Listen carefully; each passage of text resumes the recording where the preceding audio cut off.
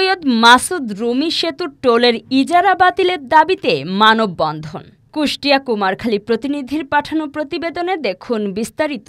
কুষ্টিয়ার কুমারখালীতে সৈয়দ মাসুদ রুমি সেতুর টোলের ইজারা বাতিলের দাবিতে মানববন্ধন অনুষ্ঠিত হয়েছে।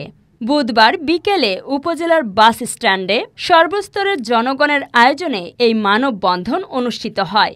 মানববন্ধনে বৈষম্য বিরোধী ছাত্র আন্দোলন কুমারখালী শাখার আহ্বায়ক আব্দুর রহমানের সঞ্চালনায় অন্যান্যদের মধ্যে কুমারখালী উপজেলা জামায়াতের নায়েবে আমির আফজাল হুসাইন, কুষ্টিয়া শহর ছাত্র শিবিরের সভাপতি হাফেজ সেলিম রেজা, কুমারখালী প্রেস ক্লাবের সাধারণ সম্পাদক সোহাগ মাহমুদ খান, উপজেলা স্বেচ্ছাসেবক দলের সাবেক আহ্বায়ক শরীফুল ইসলাম, বৈষম্য বিরোধী ছাত্র আন্দোলনের জেলা শাখার মুখপাত্র পারভেজ মোশাররফ, মুশফিকুর রহমান তিথা, বৈষম্য বিরোধী ছাত্র আন্দোলনের নেতা নয়ন হোসেন সহ অনেকে উপস্থিত ছিলেন।